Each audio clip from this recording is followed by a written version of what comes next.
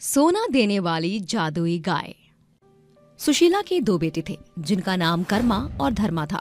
सुशीला अपने बड़े बेटे कर्मा से अधिक छोटे बेटे धर्मा को लाड दुलार देती थी। कर्मा एक भोर से भूखे प्यासे खेत पर चला जाता, वहीं उसकी पत्नी धनिया भी सारा दिन घर के चौका बर्तन में लगी रहती। वहीं कुल्फी और धर्मा मजे करते थे। रोजाना की तरह कर्मा थका मांदा खेत से घर लौटता है। ये लीजिए, पानी पीजिए। अरे क्या बात है धनिया, तुम्हारा चेहरा काहे कुम्हलाया है? अजी, चेहरा तो आपका भी फीका पड़ गया है। सारा दिन आपको कमर तोड़ मेहनत करता देख मेरा कलेजा कुड़ता है। देवर जी सारा दिन देहात की सड़क नापते फिरते हैं और दावेदारी में देवर जी तनिक भी पीछे नहीं हटते, मगर जिम्मेदारी से दूर दूर तक वास्ता नहीं। अरे धनिया, तू काहे अपना कलेजा का चोटत है? हम सवेरे अम्मा से बात करब। अगली सुबह। अम्मा, हम सोचत हैं कि धर्मा को आज से खेत ले जाई। अब वो नादान तो रहा नहीं, ब्याह हो चुका है, ज्यादा नहीं तो जो ही हाथ बटाएगा। बिल्कुल नहीं भैया, ये खेती बाड़ी तुम्हें मुबारक हो। बड़ी देर दोपहरी धूप में काम करना मेरे बस की नहीं। दोनों बेटों में कामकाज को लेकर बहसबाजी शुरू हो जाती है, जिसे देखकर सुशीला बिगड़ते हुए बोलती है। बस कर कर्मा, मैं जानती हूँ कि ये तेरी जुबान नहीं, तेरी बीवी का बोलबाला है। इसी बखत अपनी जोरू के साथ निकल जा घर से। माँ जी, इस बेदखली से बेहतर है कि आप हमारा बंटवारा ही कर दीजिए ना। मैं जानती थी एक दिन यह मुई मथराई पर जरूर उतारू होगी। बंटवारा चाहिए ना? ठीक है, मेरा ये घर बार धर्मा का और खेत कर्मा का। अब मुझे तुम दोनों की कोई दलील नहीं सुननी। दफा हो जाओ यहाँ से। दोनों दंपति खेत आकर सारी रात जागते हैं। देखते ही देखते सवेरा हो जाता है। धनिया, बिहान हुई गवा, चलो गुमटी गाड़ी की तैयारी करें। दोनों मिलकर गुमटी बनाकर रहने लगते हैं। जैसे तैसे कर्मा बटाईदार बनकर घरेलू गुजारा भत्ता चला रहा था। समय बीत रहा था। एक दिन जब वो जमींदार लाजपत के खेत में बीज ही बो रहा था कि अचानक घायल गाय कर्मा के पास आकर गुहार लगाती है।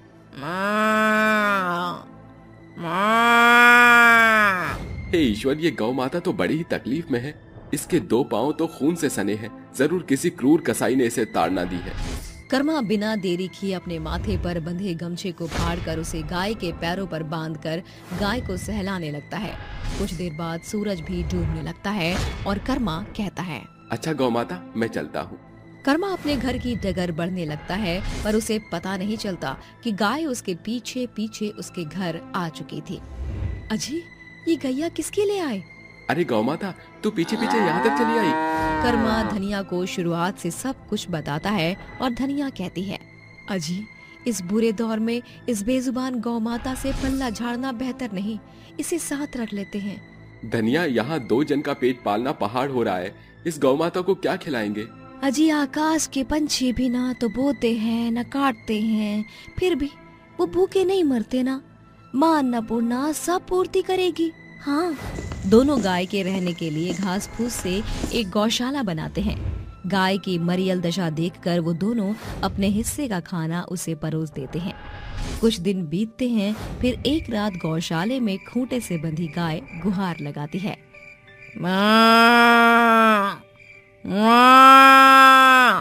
इतनी देर रात गाय गुहार क्यों लगा रही है जी? अजी उठिए ना, देखिए ना, गैया गुहार लगा रही है। कर्मा आंख मलते हुए नींद से जाकर धनिया के साथ गौशाले में दस्तक देता है, जहां उसकी साधारण सी दिखने वाली गाय दमकते चमकते सोने की गाय में बदल चुकी थी। उसके सुनहरे चमक से गौशाला चांद की तरह खिल उठा था। अरे ये क्या भला है? ये गाय सोने की कैसे हो गई जी? धनिया, ये सोने की गाय मेरी समझ से भी परे है। कर्मा, मैं कोई साधारण गाय नहीं, बल्कि जादुई सोने की गाय हूँ, जो सदाबहार जंगल से आई हूँ। ये बेजुबान गाय तो एकदम इंसान के समान बोल चाल सकती है। तुम यहाँ क्यों आई हो? मैं तुम्हारी मदद करने आई हूँ कर्मा। तुम एक सच्चे किसान हो। जब भी मैं सदाबहार जंगल से इस दुनिया में आती थी तो हमेशा तुम्हें हताश देखती थी। इसीलिए मैंने तुम्हारी सहायता के लिए सोचा, जिसके लिए मुझे तुम्हारी परख करनी पड़ी, जिसमें तुम खरे निकले। इसीलिए मैं तुम्हारी मदद करूंगी। इसके बाद जादुई सोने की गाय अपनी जुबान के जबड़े खोलकर सोने के सिक्कों को बौछार बरसाने लगती है। कर्मा, तुम इन सोने के सिक्कों के असल हकदार हो। इसे सवेरे बेच देना, जिससे तुम्हें इस गरीब गुमटी में गुजारा नहीं करना पड़ेगा। शुक्रिया जादुई सोने की गौ माता, तुम हम गरीब दंपत्ति के जीवन का सुनहरा दिया बनकर आई हो। 4 बजे का पहर पार होते ही जादुई सोने की गाय साधारण बन जाती है। कर्मा का जीवन अब बदलने लगता था। सोने के सिक्के बेचकर उसे बेशुमार पैसे मिले, जिससे उसने गांव में आकर्षक घर की नींव डाली। हर एक दिन जादुई गाय प्रत्येक रात के 4 बजे के पहर अपने असली रूप में आकर उन्हें सोने के सिक्के देती थी, जिसे वो लोगों की मदद करते। एक दिन कर्मा का दोस्त हरिया बिलखते हुए उसके घर दस्तक देता है। अरे क्या हुआ हरिया, तू इतना हताश क्यों है? कर्मा, तू तो जानत है कि हम किसान का जीवन कैसा है। मेरी फसल बर्बाद हो गई, फसल के साथ सारे पैसे डूब गए। मेरा बाल परिवार भूख से बिलबिला रहा है। काश कि ये दिन देखने से पहले मैं इस मिट्टी में मिल जाता। मेरे यार, ऐसा क्यों कहता है? मैं तेरी मदद करता हूँ, तू बस भोर 4 बजे के पहर मेरे घर आना। कर्मा को खबर नहीं थी कि उसका भाई धर्मा और उसकी पत्नी कुल्फी उन पर नजरें गड़ाए बैठे थे। कर्मा के कहे अनुसार हरिया भोर के 4 बजते ही उनके घर आता है, जहाँ घर के बाहर बने गौशाले में बैठी उसकी गाय सोने में बदली हुई थी। सोने की गैया? हाँ मेरे दोस्त, ये सुनहरी गाय है। ए जादुई सोने की गौ माता, इसकी मदद करो। कर्मा के कहने पर जादुई सोने की गाय अपनी जबड़े खोलकर बिना रुके सोने के सिक्के बरसाकर बोलती है, आगे बढ़ो हरिया, ये सारे सोने के सिक्के तुम्हारे हक के हैं। इसे तुम्हारे दुख के दिन दूर हो जाएंगे। शुक्रिया जादुई गौ माता, मुझ बेबस बाप के लिए तुम मदद का हाथ न बढ़ाती तो मेरे बाल बच्चे मौत का कौर बन जाते। जादुई सोने की गाय को शुक्र अदा करके हरिया चला जाता है। 4 बजे का पहर पार होते ही जादुई सोने की गाय साधारण हो जाती है, मगर पेड़ के पीछे छिपे धर्मा और कुल्फी कहते हैं, देख लो जी, मैं ना कहती थी कि जरूर जेठ जी के हाथ जिन्न का जादू लगा है, इसीलिए वो दिन दुनी रात चौगुनी तरक्की कर रहे हैं यहाँ। कुल्फी, अगर ये जादुई सोने की गाय ही गायब हो जाए तो कैसा रहेगा? आज रात हम इस सोने की गाय को लेकर इस गांव से दूर निकल जाएंगे। फिर रात होने पर दोनों दंपत्ति ताक लगाए बैठे थे। कर्मा और धनिया के सो जाने के बाद वो गौशाला में आकर गाय का खूंटा खोलकर उसे खींचते हैं। अरे ये गाय है कि सांड, एक भी डग आगे बढ़ा ही नहीं रही, अपनी चारों कदम जमीन में जमा लिए हैं। कोशिश करो जी, हमारे पास बखत नहीं, मैं इसे हाँकती हूँ। चल चल। जादुई गाय अपने सुनहरे सींग हिलाते हुए कुल्फी और धर्मा को दुल्लत्ती मारकर पछाड़ते हुए गुहार लगाती है। अरे ये तो हमारी जादुई सोने की गाय की गुहार है, कुछ गड़बड़ है। दोनों दंपत्ति बाहर आते हैं, तभी 4 बजते ही गाय सोने के सांचे में ढलकर कहती है, कर्मा, ये दोनों जबरन मुझे यहाँ से ले जा रहे थे ताकि मेरे जादुई गाय होने का गलत इस्तेमाल करे। मैं केवल कर्मा के कहे अनुसार चलती हूँ, क्योंकि उसका स्वभाव लोभ रहित है। कोई भी स्वार्थी इंसान मुझ जादुई सोने की गाय से कुछ हासिल नहीं कर सकता, समझे? हम समझ गए गौ माता, हमें माफ कर दो। हम समझ गए गौ माता, हमें माफ कर दो। भैया तुम्हारा भाई भटक गया था, मुझे माफ कर दो। धर्मा, तू रो मत, मैं आज भी तुझे अपना भाई मानता हूँ। जो हुआ उसे बिसार दे। कर्मा और धर्मा दोनों गले मिलते हैं। जादुई सुनहरी गाय के शब्दों से उस परिवार की खोई हुई सम्मति लौट आती है। आज भी वो जादुई सोने की गाय कर्मा के पास है, जिसे वो जरूरतमंद की सहायता में बढ़ चढ़कर हाथ बढ़ाते हैं। सास बहू की सोने का गोबर देने वाली गाय। मासूमगंज गांव में रहने वाला हरिया एक किसान था, जिसकी पत्नी लता एक गृहिणी थी। उनका बेटा राजेश गांव से दूर रहकर पढ़ाई में संलग्न था। देर दोपहर हरिया बड़े ही निराश मन से घर लौटता है। क्या बात है, आप बड़े परेशान दिखाई दे रहे हैं। लता, अरे जितने भी जमींदार के खेत पर बटाईदार के तौर पर खेती किया करता था, उन सभी ने मेरे जिम्मे से जुताई बुआई का काम छीनकर मेरे हाथ काट डाले हैं। भरोसा रखो, जिस ईश्वर ने मुंह की रचना की है, आहार भी वही देगा। मैंने कुछ पैसे जोड़ बटोर कर रखे हैं, उससे हम एक मालजाल खरीद लेते हैं। लता बचे खुचे अंतिम पैसे से एक हिस्ट पुष्ट गाय खरीद लेती है। आज से मैं तुझको गौरी कहकर पुकारूंगी। लता की गाय उसे चाटकर अपना प्यार अभिव्यक्त करती। प्रतिभोर लता उसे चराने के लिए खेत खलिहान ले जाती। उसकी गाय गौरी काफी मात्रा में दूध दिया करती थी। गौरी, जब से तेरे शुभ कदम मेरी इस कुटिया पर पड़े हैं, जीवन पटरी पर आने लगी है। लता का गौरी के प्रति लगाव और भी गहरा होता जा रहा था, मगर एक सवेरे हरिया ने सदा के लिए आंखें मूंद ली। तुम मुझे यूं बीच मझधार में छोड़कर नहीं जा सकते। अजी बस भी करो ना, ये अटखेलियां करना। ये खबर सुन राजेश शहर से भागा चला आता है, मगर आज उसके साथ एक नया चेहरा भी देखने को मिलता है। माँ, ये जीविका है, आपकी बहू। जीविका का शहरी पहनावा देख गांव के लोग तरह तरह की बातें बनाने लगते हैं। हेलो सासू माँ, नाइस टू मीट यू। अरे ये कैसी लुगाई उठा लाया है लता का लाल, जिसे ना संस्कृति से भेंट है, ना कपड़ों का लिहाज और ना आंखों में लाज है। ओह मदर इंडिया, तुम होती कौन हो मुझे जज करने वाली? चलो निकलो यहाँ से। लता की बहू का ऐसा रुझान देख सभी अपने घरों को चल देते हैं। लता इस बात को नजरअंदाज करके उसका स्वागत करती है। भीतर आने के अगले ही पल, छी छी, ये गंदी दुर्गंध कहाँ से आ रही है? अचानक से गौशाला में बंधी गौरी जोरों शोरों के साथ गुहार लगाते हुए पैर पटकने लगती है। बहू, ये गौरी है, हमारे घर की खास सदस्य। आप गांव देहात में रहने वाले की यही प्रॉब्लम है, जानवरों को भी घर का सदस्य बना लेते हो। गौरी के मुंह से ऐसा सुनकर खूंटे से बंधी गौरी सींग हिलाने लगती है। देखिए कैसे मारने पर उतारू हो रही है ये गाय। अरे बहू, ऐसा नहीं, गौरी को नए शख्स से पहचान बनाने में वक्त लगता है। ये मरखा गाय नहीं है। समय गुजरता जा रहा था। एक सवेरे, जीविका बहू, मेरी तबीयत आज बड़ी बिगड़ी जान पड़ रही है। जरा आज भर के खातिर गौरी का गोबर चारा कर देगी क्या? क्या मैं इस गाय का गोबर उठाऊं? अपने घर में मैंने एक गिलास तक नहीं उठाया और आप चाहती हैं कि मैं ये बदबूदार गोबर उठाऊं?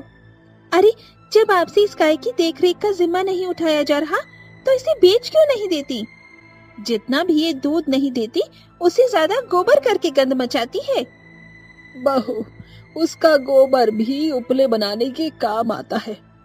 शायद शहर में रहकर तुझे एहसास नहीं कि हमारे यहाँ गाय को पूजा जाता है। गोवर्धन में गाय के गोबर की उतनी ही मान्यता है जितना कि एक सुहागन के खातिर सिंदूर। लता की बातें जीविका की भटक को पूरी तरह खोल देती हैं।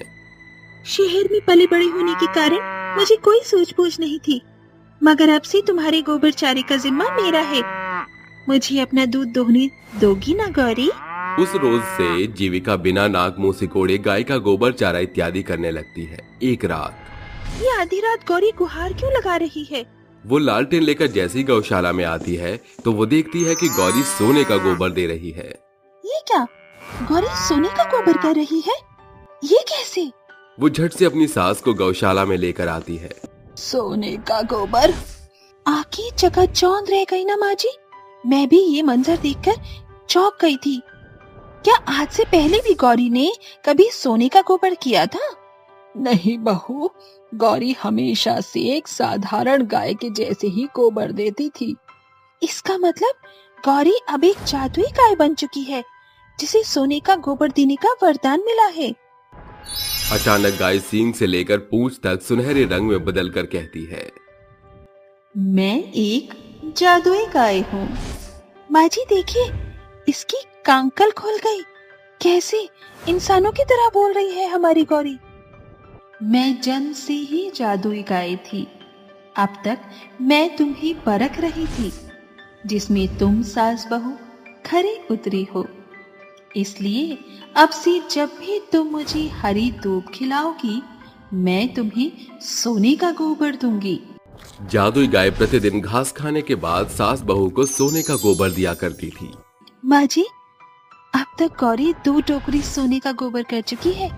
क्यों ना इन्हें मानिक सुनार के हाथों बेच दे? बहू, अगर ये सोने का गोबर उसे बेचा तो वो चंट चालाक सुनार ये खबर पूरे गांव में फैला देगा। सांझ होते ही दोनों सास बहू सोने के गोबर का सौदा दूर दराज एक सुनार से करके घर लौट आती हैं। बहू, गौरी के गोबर देने का समय हो गया है। जल्दी से इसके पूंछ के नीचे टोकरी धर दे।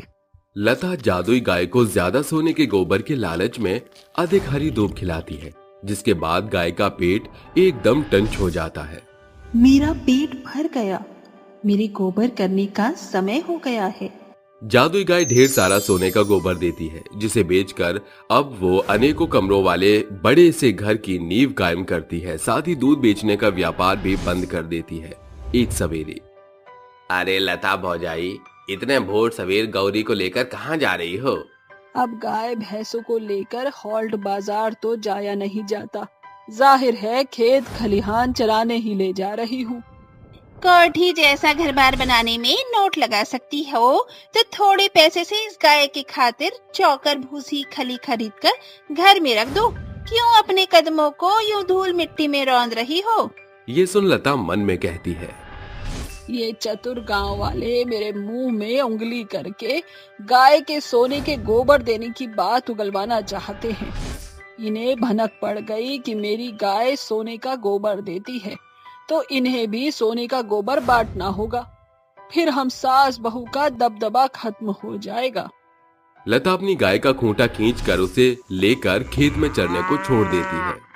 कितनी शीतल बयार बह रही है, गौरी के चरने तक सुस्ता लेती हूँ। लता की आंख लगते ही गाय दूब चरकर सोने का गोबर देती है, जिसके बाद एकाएक वो गाय बीच खलियान से ओझल हो जाती है।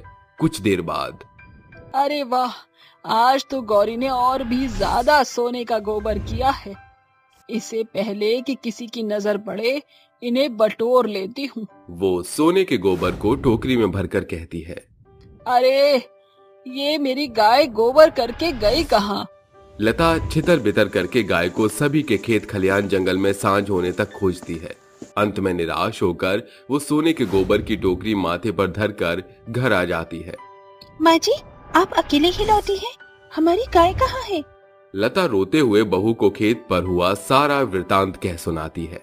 माँ जी, हो सकता है कि गौरी किसी अन्य गाय के झुंड में मिल गई होगी या रास्ता भटक गई होगी। मैंने हर जगह हर छोर में खोजा, लगता है शायद उसने हमारे लालची मनसा को भाप लिया था और इसी कारण वो हमें छोड़ गई। हमने अधिक सोने के गोबर के चलते उसे थकमठेल दूध खिलाकर उस पे अत्याचार किया। कहते हैं ना, बुरे मनसा का परिणाम हमेशा बुरा होता है। बढ़ते हुए लालची स्वभाव के कारण सोने का गोबर देने वाली गाय के चले जाने के बाद सास बहू को अपनी गलती का एहसास होता है, जिसके सुधार में गाय से मिले अंतिम सोने के गोबर को वो पूरे गांव के बीच बांट देती है और जादुई गाय की याद में गाय खरीदकर दूध बेचने का व्यापार पुनः करने लगती है। चुड़ैल की सोने की गाय और भूतिया सांड। किशनगंज नाम के गांव में बहुत भयंकर तूफान आया था, जहां एक खूंखार चुड़ैल लोगों को परेशान कर रही थी और कह रही थी, भागो, जितना मर्जी चाहे तुम लोग मुझसे भाग लो, लेकिन मैं तुम में से किसी को छोड़ूंगी नहीं, मार डालूंगी। अरे शामू, तू कहाँ भाग रहा है? कल राखी को बहुत परेशान करा था ना, तूने उसकी मटकी फोड़ी जबकि वह अकेले जा रही थी। अब देख तेरे साथ क्या होता है। नहीं नहीं, मुझे छोड़ दो, मुझे जाने दो, मुझसे गलती हो गई है, अरे मुझे माफ कर दो। गलत करने वालों को मैं छोड़ती नहीं, अब तेरा कुछ नहीं हो सकता। सैंडी, इधर आओ और इसे खत्म कर दो। जो हुक्म मेरे आका। सैंडी को चुड़ैल का गुलाम या सेवक मान लो। वह चुड़ैल की हर बात का पालन करता था। यदि कोई भी किसी मासूम इंसान को परेशान करता था तो उसे चुड़ैल सैंडी के द्वारा सजा दिया करती थी। जा सैंडी, जा और इसको निकल जा। श्यामू, अब तेरा क्या होगा? तुझे तो मैं कच्चा चबा चबा कर खा जाऊंगा। बुरी नजर वाले, तू मेरे पेट के अंदर आएगा। अरे मैं तुम्हारे आगे हाथ जोड़ता हूँ चुड़ैल, मेरे साथ ऐसा मत करो, मुझे माफ कर दो, आगे से मैं ऐसा कभी नहीं करूँगा। तेरी माफी का वक्त खत्म हो गया, अब तू सजा का अधिकार है। ये कहते ही सैंडी शामू को निकल जाता है। खा जाना उसको। मालकिन, क्या मेरे लिए कोई और भी भोजन में है? सब्र करो सैंडी, तुम्हें मैं और भी ज्यादा भोजन कराने वाली हूँ। चुड़ैल के खौफ से डरकर सभी लोग अपने घर में छुप जाते हैं। कुछ दिन बाद हरिया की पत्नी शांता की तबीयत बहुत खराब हो जाती है। वह अकेला बेचारा अपनी बीवी का ख्याल रखता, साथ ही घर का भी। उस पर अपनी बीवी का इलाज करवाने हेतु पैसे भी नहीं है। इस तंगी में वो परेशान होते हुए कहता है, हे भगवान, कुछ तो मेरी मदद करो। मैं शांता का इलाज कैसे कराऊं? मुझे पैसों की बहुत जरूरत है। हाँ, ऐसा करता हूँ, मैं रमेश के पास चला जाता हूँ। वो जरूर मेरे इस वक्त में मदद करेगा। शांता, तुम आराम करो, मैं अभी आता हूँ।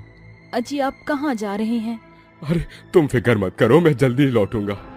ये कहकर हरिया अपने दोस्त रमेश के पास जाता है, मगर रमेश उसकी कोई सहायता नहीं करता। परेशान होते हुए वह इधर उधर भटकता है, लेकिन उसके बाकी दोस्त भी उस वक्त उसके काम नहीं आते और रोते हुए कहते हैं, अब मेरी शांता ठीक कैसे होगी? अगर उसको दवाई नहीं खिलाई तो उसकी हालत और बिगड़ती जाएगी। भगवान, कोई तो मुझे रास्ता दिखाओ। तभी एक गाय जोर जोर से रंभा रही थी, जिसकी आवाज हरिया के कानों में जाती है और वह उसके सर पर सहलाकर कहता है, अरे क्या हुआ? तुम इतनी परेशान क्यों हो रही हो? भूख लग रही है क्या तुम्हें? रुको रुको, बस अभी तुम्हारे लिए ताजा ताजा चारा लेकर आता हूँ। ये बोलते ही हरिया उस गाय को चारा खिलाता है, जिसके बाद वह गाय चारा खाकर खुश हो जाती है। अच्छा, तुम जब तक ये चारा खाओ, मैं अपनी पत्नी के पास जाता हूँ और दोबारा लौटूंगा। तभी दूर से देखकर चुड़ैल कहती है, ये परेशान आदमी मेरी गाय को कितने प्यार से चारा खिला रहा है, मुझे इसकी मदद करनी होगी। सुनहरी, तुम खुश हो ना इसकी मदद लेकर? हाँ मालिक, मैं बहुत खुश हूँ। इसने मुझे बहुत प्यार से चारा खिलाया। मैंने महसूस किया कि यह अपनी पत्नी को लेकर बहुत चिंतित है और यह बहुत सारे लोगों के पास गया, लेकिन किसी ने उसकी पैसों से सहायता नहीं की। इसलिए मैं इसकी सहायता करना चाहती हूँ, तो कर दूँ ना? अरे, सहायता करने के लिए तुम्हें मुझसे पूछने की क्या आवश्यकता भला? तुम निस्वार्थ इसके इच्छाओं को पूरा करो जो ये चाहता है, ताकि यह अपनी पत्नी के साथ खुश रहे। जी मालकिन। तभी हरिया लौटकर उसके पास आता है और कहता है, अरे लगता है तुम तो मेरे इंतजार में यही थी। चलो, मैं तुम्हें और ताजा चारा खिला दूं। रुको, मैं तुम्हारे सभी कष्टों को खत्म करना चाहती हूँ। ओम सहायताम तताम स्वर्णिम गाय स्वर्णिम गोबर सिक्के अस्ति स्वाहा। चुड़ैल के ये मंत्र बोलते ही सुनहरी गाय से एक तेज रोशनी से पूरे सोने की सुनहरी गाय बन जाती है और उसे अपनी पूंछ उठाकर सोने का बहुत सारा गोबर देती है। साथ ही अपने मुंह से एक एक करके सिक्के निकालती है। यह दृश्य देखकर हरिया की आंखें फटी की फटी रह जाती हैं और वो कहता है, अरे बाप रे बाप, भला ये कैसे हो सकता है? जो गाय अभी एकदम आम गाय थी, वो सोने की बनकर इतना सारा सोने का गोबर कैसे दे सकती है? हरिया, हैरान मत हो, ये सब तुम्हारे लिए ही है। बिल्कुल, मुझसे डरो मत, मैं बाकी चुड़ैलों की तरह नहीं हूँ। तुम्हारी पत्नी की तबीयत बहुत खराब है ना, तो जितना भी सोना है उसे तुम सुनार को बेचकर अपने घर की सारी परेशानियों को खत्म कर दो। पर तुम मेरी मदद क्यों कर रही हो? क्योंकि तुम एक नेक दिल इंसान हो जिसकी हमें मदद करनी चाहिए। अब जाओ। मेरी मदद करने का बहुत बहुत शुक्रिया सुनहरी गाय और चुड़ैल। तुम्हें जो चाहिए भगवान तुम्हें दे दे। ये कहते ही हरिया सुनार पर जाकर गोबर और सोने के सिक्कों को बेचकर पैसे ले लेता है, जिससे वह अपनी पत्नी का इलाज कराता है और घर का राशन भरता है। ऐसे ही चुड़ैल जितने भी गरीब या असहाय लोगों को देखती है, उससे वह अपने सोने की सुनहरी गाय से उनकी मदद करती है। ऐसे शिल्पा नाम की औरत का पति चल बसा था और उसके बच्चे के लिए घर में खाने को कुछ नहीं था, तो चुड़ैल और सुनहरी गाय ने उसे सुनहरा दूध दिया, सुनहरा गोबर और मुंह से बहुत सारे सुनहरे सोने के सिक्के निकाल कर दिए, जिससे शिल्पा भी अपने बच्चे के साथ खुशी से रह रही थी। वहीं दूसरी ओर चुड़ैल का सान अपना काम कर रहा था। ऐसे एक रात 4 आदमी पीपल के पेड़ के नीचे सट्टा लगा रहे थे। तभी माया अपने पति को बार बार बुलाते हुए कहती है, अरे माधव जी, आप कब आएंगे? 4 बार मैंने आपको आवाज दे दी। टिंकू रो रहा है, जल्दी से खाना खा लीजिए, मुझे उसे भी देखना है। ओहो हो गया ना मैं बर्बाद। माधव तू तो कायर निकला रे। तेरी पत्नी तुझे बार बार बुला रही है, मना नहीं कर सकता क्या उसे? अब हार गया, चल पैसे निकाल। ये सब चुड़ैल पत्नी तेरी वजह से हुआ, अभी बताता हूँ तुझे। चोरी माया, तुझसे रुका नहीं जा रहा था, थोड़ी देर में आ रहा था ना, तेरी वजह से सारे पैसे हार गया। इसकी सजा तुझे मिलेगी। माधव अपनी चप्पल निकालकर बीच बाजार में अपनी पत्नी को मारने लगता है। मुझे छोड़िए, मुझे माफ कीजिए। आज तो तू बचेगी नहीं। वो माधव उसे बेरहमी की तरह पीट रहा था कि तभी एक भयंकर तूफान के साथ चुड़ैल आती है और उसकी सुनहरी गाय और सांड भी आते हैं। क्यों रे बेशरम, बीच बाजार में अपनी पत्नी को इस तरह से मार रहा है, वो भी उसके बिना गलती पर। अब तू नहीं जानता लेकिन तेरे साथ इससे भी ज्यादा बुरा होगा। चुड़ैल, नहीं, मुझे माफ कर दो, मैं अब इसे हाथ भी नहीं लगाऊंगा। भूतिया सैंडी, जा अपने खाने को निकल जा, बहुत भूख लगी है ना तुझे। मालकिन, आज तो इसका रक्त से भरा गोश्त खाकर मुझे मजा ही आ जाएगा। सिर्फ ये कहते ही सैंडी माधव को बेरहमी के साथ खा जाता है। इस तरह जो कोई भी गांव में किसी को परेशान करता था तो उसे सैंडी बेरहमी से खा जाता था। वहीं यदि गांव में कोई परेशान होता था तो चुड़ैल और उसकी सुनहरी गाय उसकी मदद किया करती थी। इसलिए अब गांव में कोई भी चुड़ैल से डरता नहीं था। तभी एक दिन बुढ़िया कहती है, बेटा, मैं तुम्हारी कुछ बातों से अचंभित और उलझी हुई हूँ। अगर तुम चुड़ैल हो तो एक तरफ तुम अपनी सुनहरी गाय से कई बेबस लोगों की मदद करती हो, वहीं दूसरी तरफ तुम कुछ लोगों को अपने भूतिया सांड के भोजन बनाकर उन्हें सजा देती हो। भला इसका क्या कारण है? सच सच बताऊं तो एक समय पहले इस गांव के कुछ लोगों ने मुझे चोरी के इल्जाम में मार दिया था। मेरी गाय सुनहरी जोर से रंभा रही थी लेकिन वह मुझे बचा ना सकी, और जब वह चाकू से मुझे मार रहे थे तो एक चाकू सैंडी को भी लग गया था, जिससे हम दोनों मरकर चुड़ैल और ये भूतिया सांड बन गया। और मैंने अपनी शक्तियों से अपनी गाय को सोने का कर दिया ताकि मैं लोगों की मदद करके पुण्य कमा सकूं, और जो अपने बीवी बच्चों या दूसरों के साथ गलत काम करते हैं उसे मेरा भूतिया सांड सजा देता है। मुझे मोक्ष नहीं मिला तो सोचा लोगों का भला करके शायद मुझे और मेरे सांड को मुक्ति प्राप्त हो जाए। तुम लोगों ने हमारी इतनी मदद की है। गांव में अब कोई भी बेसहारा या गरीब नहीं है, इसलिए हम सब मिलकर तुम्हारी मुक्ति पूजा करेंगे। हमारे लिए इतना सोचा उसके लिए बहुत शुक्रिया। इसलिए जाते जाते आप सबको खुशियाँ देकर जाना चाहती हूँ। ओम सहायताम धताम स्वर्णिम गाय स्वर्णिम गोबर सिक्के अस्ति स्वाहा। ये मंत्र कहते ही सुनहरी गाय सोने की बनकर सोने का सुनहरा दूध, सोने का गोबर अतः मुंह से सोने के सिक्के देती है। इससे गांव वाले चुड़ैल और उसके भूतिया सांड और गाय का शुक्रिया अदा करते हैं। अगले दिन सभी गांव वाले मिलकर उनकी मुक्ति पूजा कराते हैं। तत्पश्चात मोक्ष प्राप्ति के बाद चले जाते हैं। शेफाली रसोई में बर्तन साफ कर रही थी, तभी सुहानी उसे आवाज लगाती है, अरे बहू, जरा मेरा सर दबा देना, सर बहुत दर्द हो रहा है। आई माँ जी। शेफाली के पास दो बूढ़ी औरत आकर कहती हैं, अरे बहू, जरा मुझे एक कप चाय बना कर दे दो। अरे बहू, मुझे अपनी पीली साड़ी नहीं मिल रही, जरा ढूंढ कर दे दो। माँ जी, अभी रुकिए, मैं आपको चाय बना कर देती हूँ और आपको साड़ी ला कर देती हूँ। ठीक है बहू। शेफाली चाय बनाकर गैस पर चढ़ा देती है। वहीं कमला के कमरे में जाकर उसकी अलमारी से पीली साड़ी ढूंढकर उसे देती है। वो सुहासिनी के कमरे में जाती ही है कि चंद्रवती कहती है, अरे बहू, मेरे कानों के झुमके देखना, अच्छा है, ये वाला पहनूं? वो क्या है ना, मैं मंदिर के कीर्तन में जा रही हूँ। माँ जी, आपके कानों में ये नहीं, ये गुलाबी चोकर के साथ वाला है ना, इसके झुमके पहन लीजिए। शुक्रिया बहू। कोई बात नहीं माँ जी, बहुत लेट हो गया है। सुहासिनी माँ जी कब से मुझे सर दर्द में पुकार रही हैं। अरे बहू, कितनी देर लगाएगी, मेरा सर बहुत तेज दर्द हो रहा है। बस आई माँ जी। कहकर शेफाली सुहासिनी के कमरे में जाती ही है कि सरोज बाहर आकर कहती है, अरे बहू, तू बिजी है? हाँ माँ जी, अभी मैं बिजी हूँ। सुहासिनी माँ जी का सर दर्द हो रहा है, बहुत देर से बुला रही हैं वो मुझे। बेटा, एक काम कर दे, फिर तू दबा दे उसका सिर। अरे नहीं शेफाली बहू, तू कहीं मत जा, बहुत देर से तू इधर उधर जा रही है। अरे बहू, मुझे मेरा चश्मा नहीं मिल रहा, बस एक बार ढूंढ कर दे दे। ओहो भुलक्कड़ माँ जी, आपके सर के ऊपर ही आपका चश्मा लगा है, लीजिए। ओहो, ये रहा, शुक्रिया बहू। कोई नहीं माँ जी। आइए माँ जी, अब मैं आपका सर दबा देती हूँ, कोई हमें डिस्टर्ब नहीं करेगा। ये कहकर शेफाली सुहासिनी का सिर दबाने लगती है तो उसकी 1 साल की बेटी रोने लगती है। ओहो, कि टूट गई। माँ जी, 1 मिनट, उसे यहाँ ले आती हूँ। पता नहीं आज की डेट में तो मेरा सिर दबाएगी या नहीं, जा पहले किट्टू को यहाँ लिया, मैं उसे संभाल लूंगी, फिर तू मेरा सर दबा देना। जी माँ जी। ओहो, मेरी 5-5 सास तो अब मुझ पर ही भारी पड़ रही हैं। भला शेफाली के साथ वो कौन सी दुविधा थी कि उसे अपनी 1 साल की बेटी के साथ 5-5 सासों को भी संभालना पड़ता है।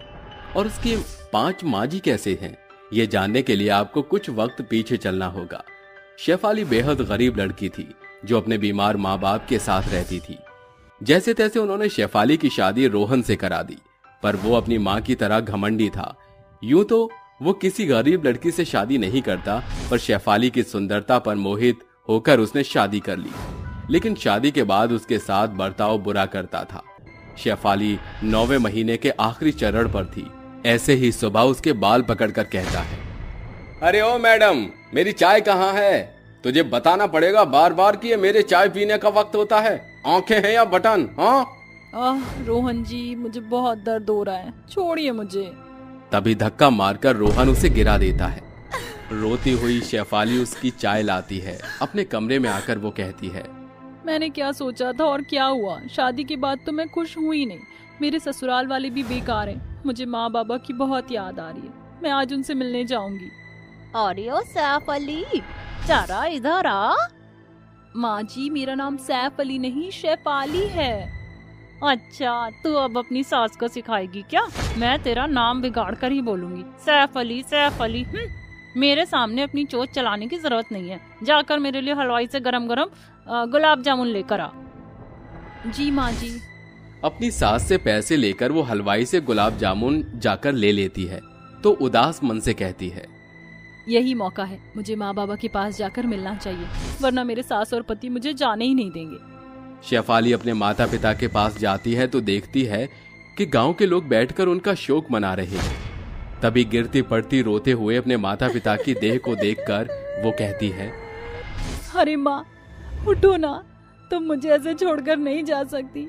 बाबा, बाबा आप तो उठो।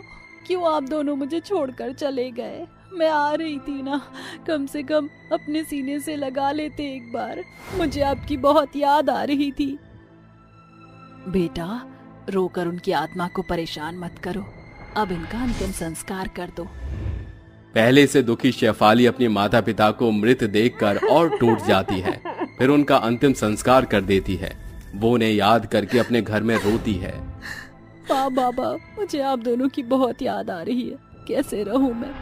अरे मैं तो बाजी के गुलाब जामुन लेकर गई नहीं, 2 दिन से यही हूँ। वो बहुत गुस्सा हो रहे होंगे। वो रोती बिलखती हुई गुलाब जामुन लेकर अपनी सास को दे देती है। माँ जी, ये लीजिए। बेशरम बेहया, 2 दिन से कहाँ अपने मुंह काला करा रही थी? आज ही मैं परेशान थी, इसलिए अपने घर चली गई। वहाँ पहुँची तो माता पिता की देह को देखकर मैं संभल नहीं पाई और वहीं रही। क्या झूठी कहीं की? शर्म नहीं आई तुझे? उल्टा कहेंगी। अच्छा हुआ तेरे माँ बाप चल बसे, वैसे भी उनका पैर कब्र में ही लटक रहा था। अब तू इस घर से हमेशा के लिए चली जा और यहाँ वापस आने की जरूरत नहीं है। लीला की बात सुनकर शेफाली दोनों के आगे गिड़गिड़ाने लगती है, पर रोहन भी उसकी एक नहीं सुनता और धक्के मारकर घर से बेघर कर देता है। बेचारी शेफाली को पीड़ा होने लगती है और वो पेट पकड़कर एक सिग्नल पर बैठी बूढ़ी औरत के सामने बेहोश हो जाती है। अरे, लगता है इसका प्रसव होने वाला है। ए रूपा, जल्दी आ, ये लड़की मुश्किल में है। तभी दोनों बूढ़ी औरतें अपने घिसे पिटे टेंट में उसे ले जाती हैं और उसकी डिलीवरी करवाती हैं। कुछ देर बाद शेफाली को होश आता है तो रूपा बच्चा देकर कहती है, ये लो, तुम्हारी प्यारी सी बेटी हुई है। सच में? क्या माँ जी, आपने मेरी मदद की है? हाँ बेटिया, हम दोनों बेसहारा सिग्नल पर बैठी भिखारिनों ने तुम्हारी मदद की है। अरे नहीं, आप ऐसा मत बोलिए। अगर आपका कोई नहीं है तो मेरा भी कोई नहीं है, इसलिए अब से आप दोनों मेरे और मेरी बेटी के साथ मायके में रहेंगे। शुक्रिया बेटा, हमें अपना समझने के लिए। 2 महीने बीत जाते हैं। शेफाली अपने मायके में उन दोनों बूढ़ी औरतों के साथ रह रही थी। वो सब्जी लेने आई थी कि एक बहू अपनी बूढ़ी सास को घर से बेघर करके कहती है, माँ जी, आपकी वजह से मेरा घर बर्बाद हो रहा है, इसलिए आज के बाद यहाँ वापस लौटने की कोशिश भी मत करना। रोड पर रहो। अरे बहू, मेरे साथ ऐसा मत कर। शेफाली उस बूढ़ी औरत को रोता देख कहती है, माँ जी, मैंने सब देख लिया। आज से आप मुझे अपनी बेटी समझकर मेरे साथ ही रहना। शुक्रिया बेटा, मुझे आसरा देने के लिए। इस तरह सुहासिनी, रूपा, चंद्रावती तीनों उसकी सास के समान उसके साथ खुशी से रहती हैं और उसके बच्चे के साथ भी खेलती हैं। 2 दिन बाद मंदिर में उसे बेतहाशा रोती हुई कमला मिलती है। माँ जी, क्या हुआ? आप रो क्यों रही हैं? बेटा, मैंने कुछ दिनों से कुछ भी नहीं खाया। मंदिर के लोग भी अब मुझे दान नहीं करते हैं। मेरे बेटे ने मुझे घर से निकाल दिया है। तो माँ जी, आप वापस क्यों नहीं गई? नहीं, मैं वापस नहीं जाऊंगी। वो मुझे मारता भी है। पूत कपूत सुने हैं पर ना माता सुनी को माता। आज देख भी लिया कि ये सच होता है। माँ जी, अब से आप मेरे साथ ही रहेंगी। चलिए। शेफाली कमला को अपने साथ ले जाती है। वहीं 6 महीने बाद उसे एक बूढ़ी खून से लथपथ सरोज मिलती है। उसका भी कोई नहीं होता और सरोज भी शेफाली और बाकी सबके साथ रहती है। इस तरह शेफाली उन 5 बूढ़ी औरतों को और माँ सास के स्वरूप में अपने साथ रखती है, उनका ख्याल रखती है और वो भी उन्हें माँ का प्यार देती है। एक दिन सुहासिनी किट्टू को गोद में लेकर खिला रही थी। अरे अरे मेरी प्यारी सी किट्टू, आंखें तो देखो तारे की तरह चमक रही हैं। कैसे अपनी दादी को देख रही है? अब तो ये मुझे देखेगी क्योंकि मैं ही इसको इस दुनिया में लाई थी ना। बेटा, ले किट्टू बेटा। अरे मुझे गोदी में दो, ये मेरी पोती है। तभी शेफाली की 5 अनाथ सास उसकी किट्टू को गोद में लेने के लिए लड़ती हैं। तभी शेफाली कहती है, अरे अरे माँ जी, आप सभी बारी बारी से मेरे किट्टू को खिला लीजिएगा, वरना उसके ही लग जाएगी। हाँ, ये ठीक है। इस तरह 5 दादियां अपनी पोती को अलग अलग गिफ्ट देती हैं और उसके साथ खेलकर खुश रहने लगती हैं। चुड़ैल और भूतिया गाय। रात के घनघोर अंधेरे में आसमान को चीरते हुए एक भयानक चुड़ैल, जिसकी लाल स्याह खूनी आंखें, बिगड़ी सूरत और विशाल रूप था, वो अपने भूतिया गाय पर सवार होकर भानगढ़ गांव में प्रवेश करती है। अरे कहाँ मर गए सारे के सारे भानगढ़ के निवासी? अरे ओ धन्नो, जरा अपनी छलावे भरी आवाज का जादू तो चला। ये सुनकर चुड़ैल की भूतिया गाय पागुर करते हुए जोर शोर से गुहार लगाती है।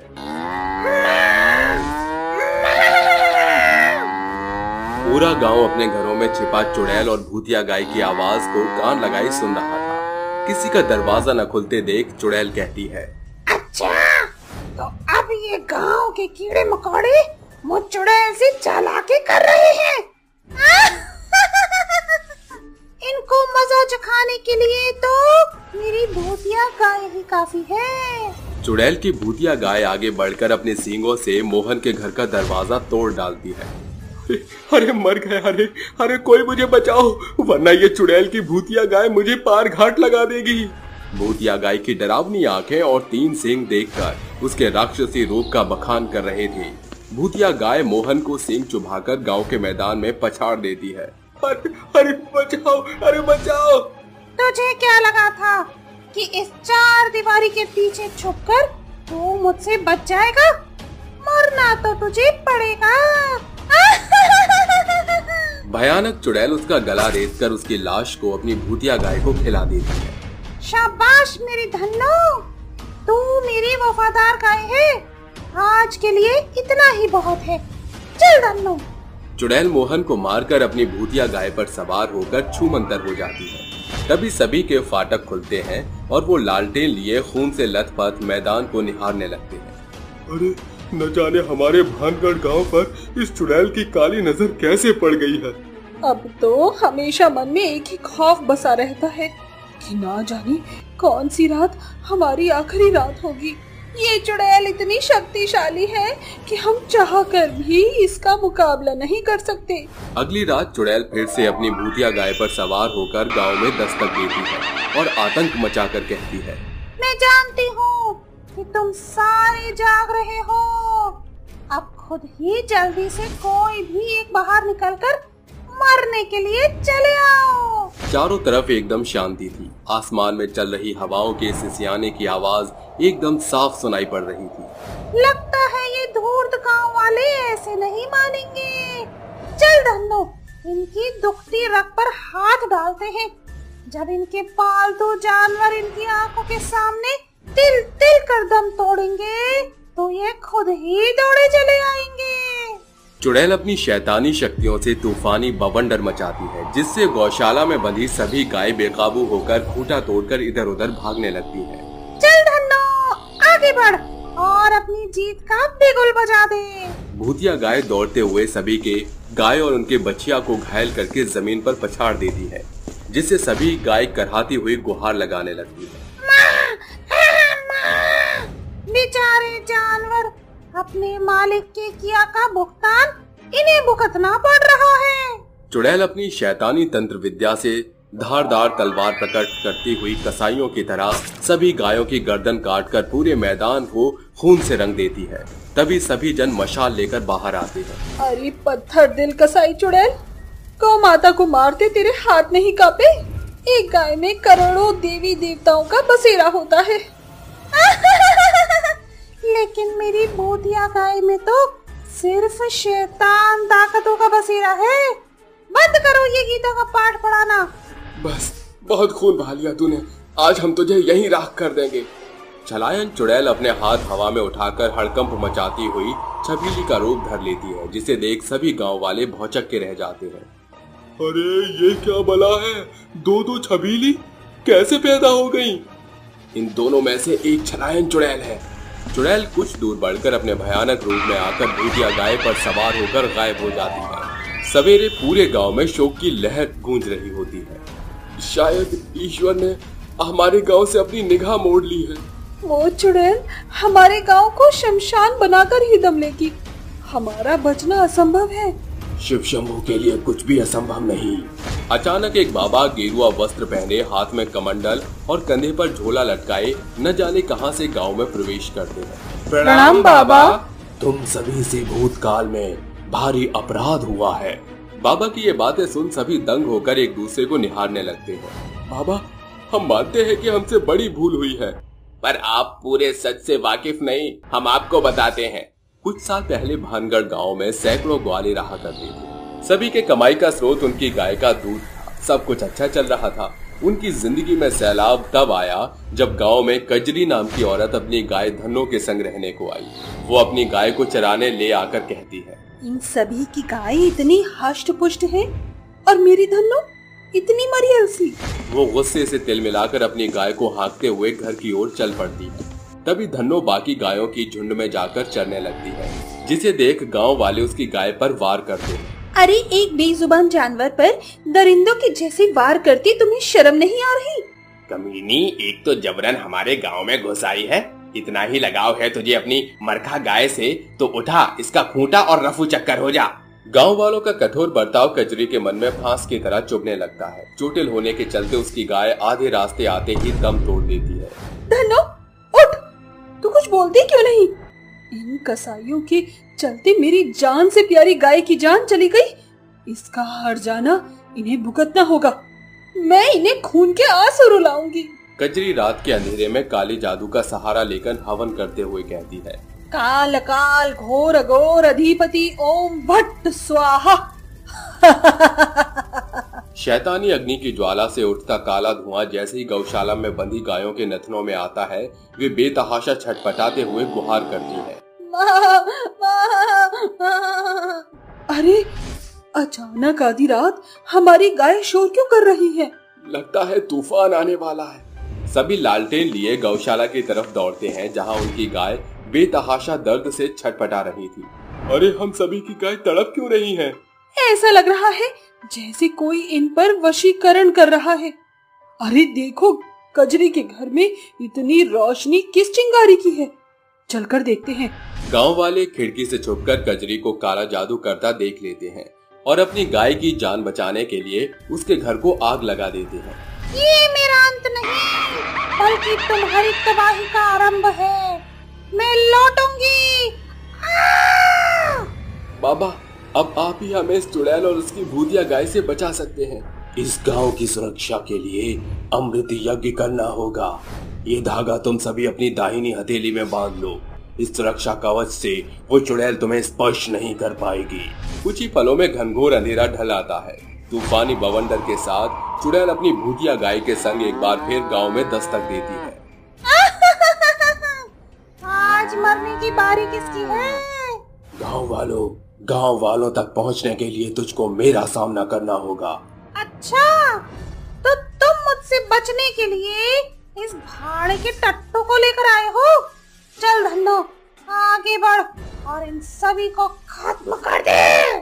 भूतिया गाय जैसे ही आगे बढ़कर अपने सींगों से लोगों पर वार करती है, वो वहीं ढेर हो जाती है। नहीं, मेरी धन्नो मर नहीं सकती। खोसट बुढ़ा, तेरे चलते मेरी धन्नो राम प्यारी हो गई। अब तो भी मरेगा। मौत तो तेरी आई है चुड़ैल। बाबा और चुड़ैल के बीच घमासान युद्ध छिड़ता है। बाबा चुड़ैल पर अभिशक्ति भभूति का छिड़काव करते हैं।